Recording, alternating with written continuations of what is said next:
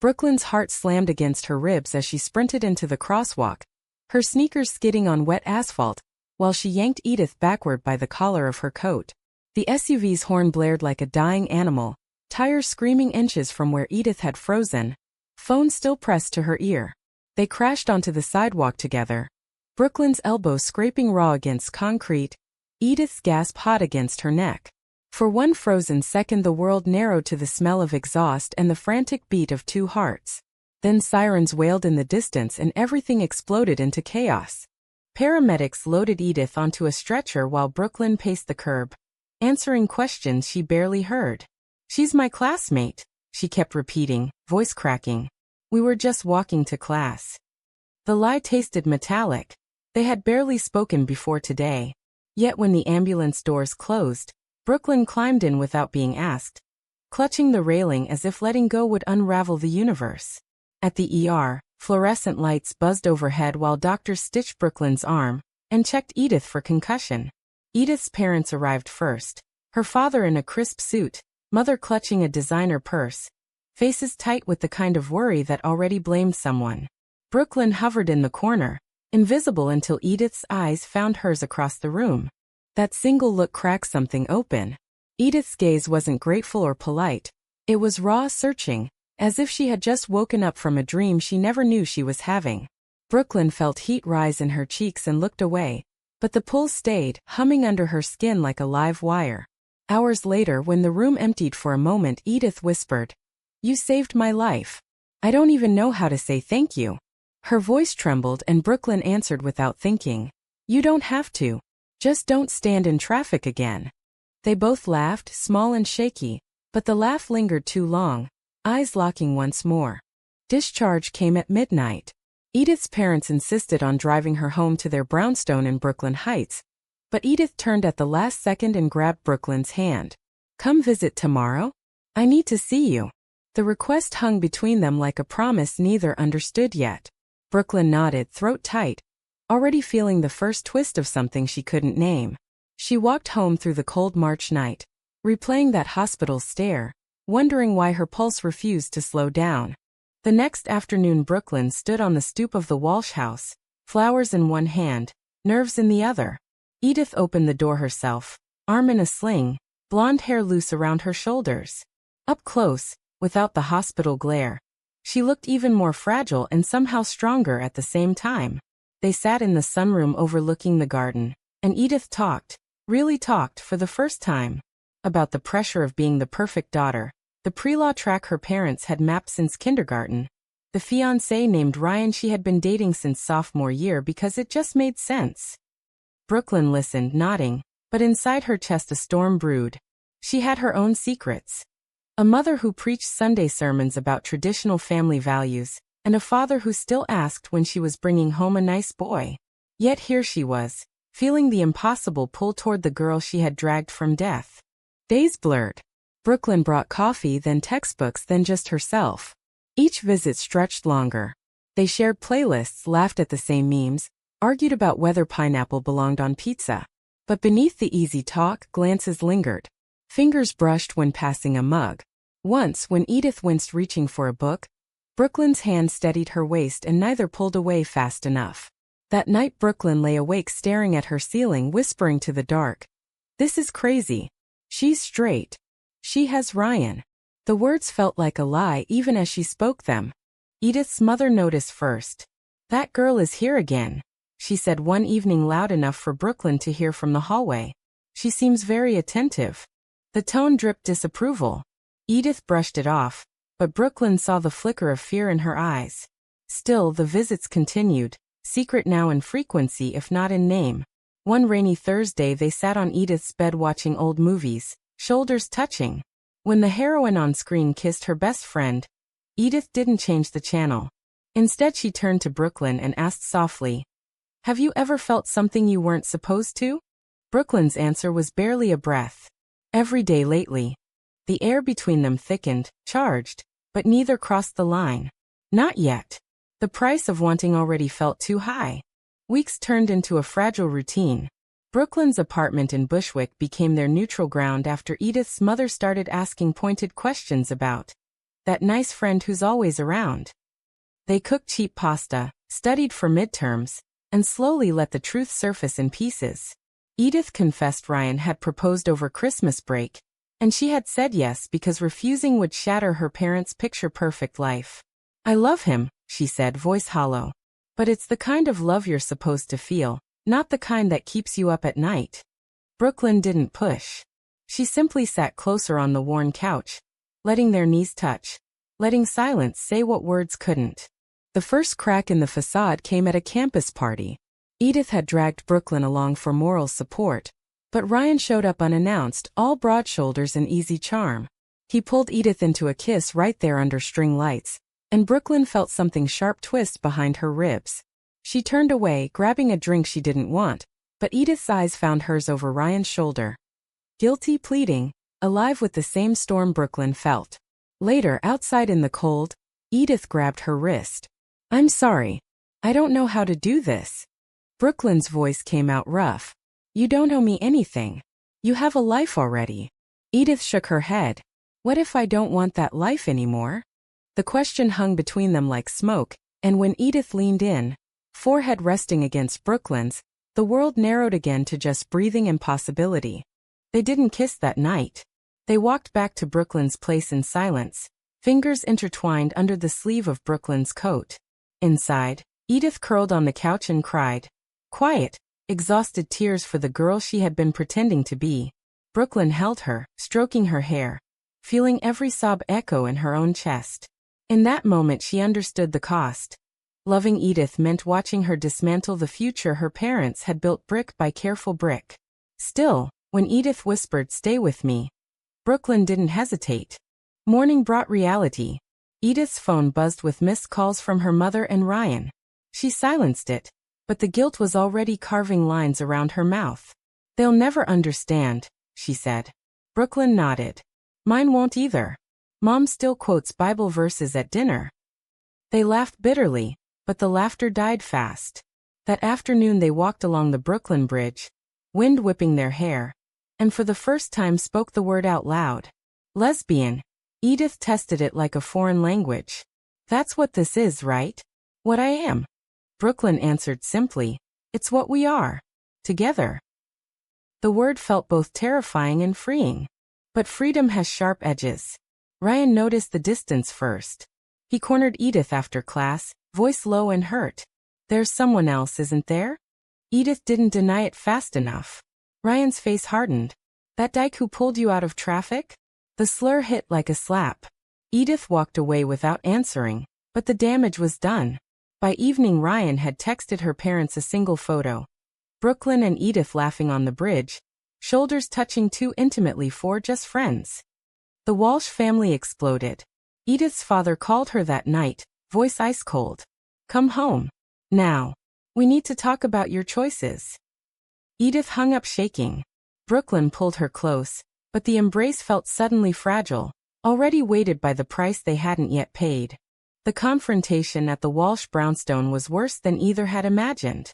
Edith's mother met them at the door, arms crossed, eyes red-rimmed. "We raised you better than this," she said before they even stepped inside. Edith's father waited in the formal living room, Ryan standing awkwardly beside him like a witness. The questions came rapid-fire. "How long? Why hide? What about your future, law school, the wedding?" Each word carved deeper into Edith's chest.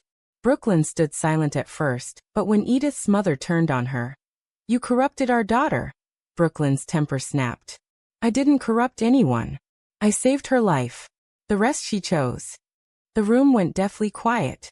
Ryan left without a word, slamming the door so hard a framed photo of Edith in her debutante dress rattled off the wall. Edith packed a suitcase that night and moved into Brooklyn's tiny apartment. The relief lasted exactly 3 days. Then the calls started, relatives, church friends, even Edith's younger sister crying on the phone asking why she was throwing everything away.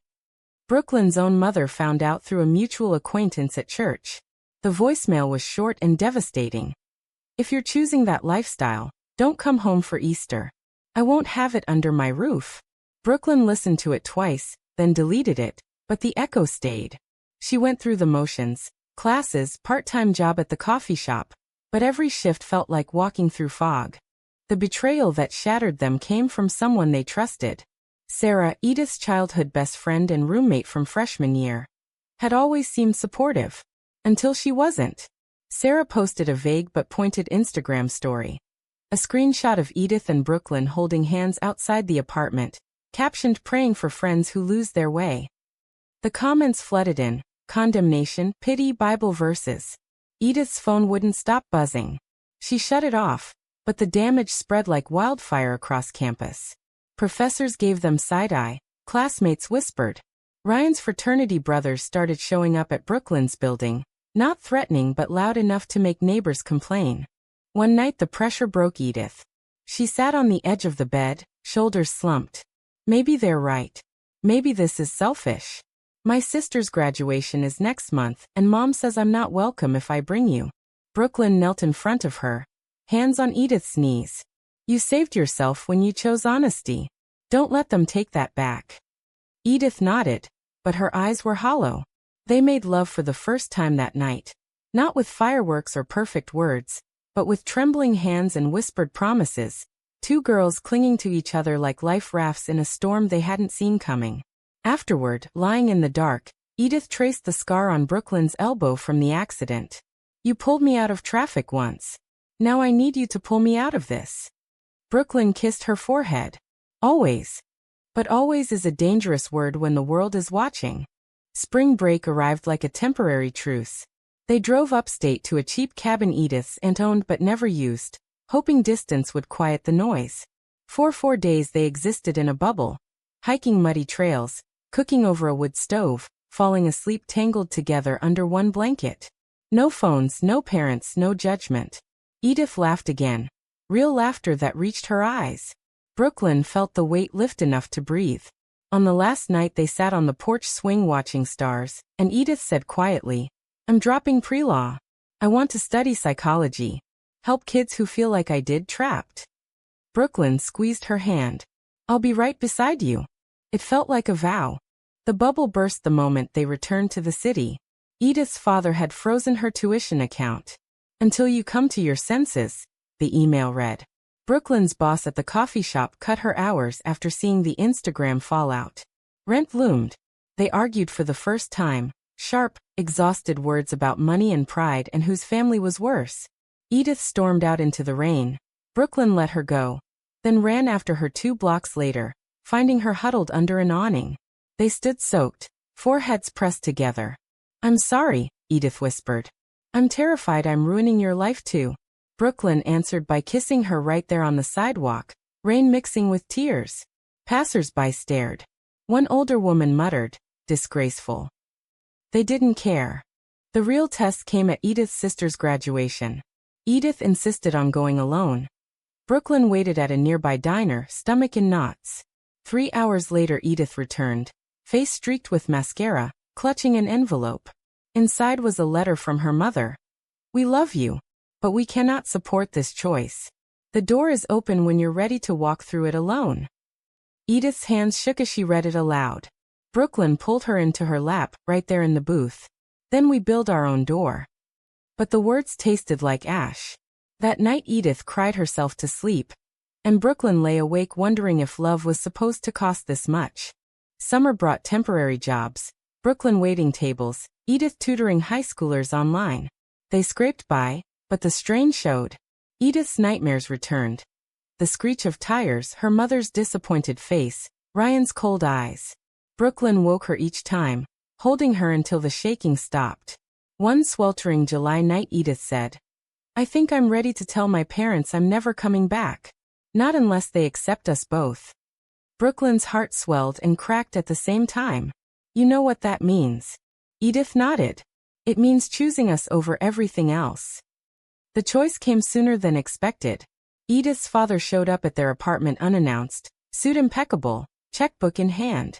$100,000, he said flatly. Enough for tuition, housing, whatever you need. Just end this phase.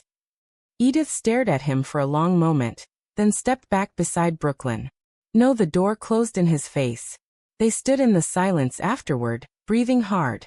Brooklyn whispered, You just gave up a fortune. Edith turned, eyes fierce. I gained something better. Fall semester started with fresh wounds. Edith enrolled in psychology classes on a partial scholarship. Brooklyn helped her scrape together. The campus still whispered, but they walked the quad hand in hand anyway, defiant. Then the second betrayal hit. Sarah, the childhood friend, had apparently kept screenshots. She sent them to the dean of students with a complaint about disruptive behavior. An official warning letter arrived. Keep personal lives private or face disciplinary review. Brooklyn wanted to fight it. Edith wanted to hide. Their first real fight lasted 3 days. Brooklyn slept on the couch. Edith cried in the shower. On the 4th morning they met in the kitchen, exhausted and sorry. We're stronger together, Brooklyn said. Edith nodded. Then let's stop letting them divide us. Thanksgiving was the breaking point. Brooklyn's mother finally called, voice tight with years of sermons. Come home. Alone. We can talk about getting you help. Brooklyn hung up mid-sentence and blocked the number. Edith's family sent a care package, clothes, money, everything except acceptance. Inside was a note from her sister. I miss you, but Mom says it's for your own good. Edith burned the note in the sink. That night they sat on the fire escape sharing cheap wine, watching city lights. We're orphans now, Edith said softly. Brooklyn answered, we're each other's family. Winter brought the lowest low. Edith's depression returned hard. Missed classes, silent days, panic attacks in the middle of the night. Brooklyn took double shifts to cover rent, coming home to find Edith staring at the wall. One February night Edith whispered, maybe they were right. Maybe I'm broken. Brooklyn cupped her face. You're not broken. You're brave. And I'm not leaving. The next morning Edith made a decision. Therapy, even if it meant using the last of their savings. Session by session she began to unpack the guilt, the fear, the years of pretending. Brooklyn attended Al-Anon-style meetings for families of those coming out, learning to hold space without fixing. Spring arrived with tentative hope. They applied for every scholarship, every grant. Edith's psychology professor wrote her a glowing recommendation after seeing her resilience. Brooklyn got promoted at the cafe to assistant manager. Small wins stacked. One sunny afternoon they returned to the exact crosswalk where the accident had happened. Traffic rushed by, indifferent. Edith took Brooklyn's hand. You saved me here once. Every day since, you've kept saving me. Brooklyn kissed her softly, right there in the open. A few pedestrians smiled. One woman even clapped. The world hadn't ended. Not yet. Graduation day dawned bright and merciless. Edith walked across the stage in her cap and gown, diploma in hand, eyes scanning the crowd until she found Brooklyn cheering louder than anyone. No parents. No Ryan. Just the two of them against the world they had chosen. That night in their tiny apartment they celebrated with takeout and dancing to old songs, laughing until they cried. But beneath the joy lay the truth they had paid for every step.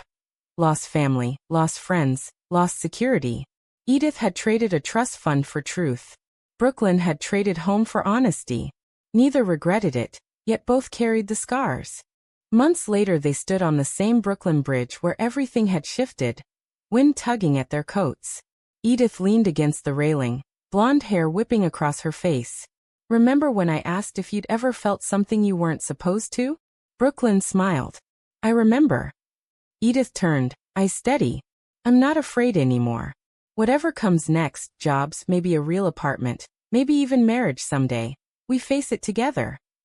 Brooklyn pulled her close, kissing her deeply under the city lights. Passers-by glanced, some disapproving, some indifferent, a few smiling. The world kept turning. Yet as they walked home hand in hand, Brooklyn couldn't silence the final question that echoed in her chest every quiet night. Was the love they had fought for, the one born in a screech of tires and a hospital glance, worth every bridge burned, every tear shed, every door slammed shut? Or had they simply traded one kind of cage for another, proving that some choices, no matter how right they feel, still demand a price no one should ever have to pay?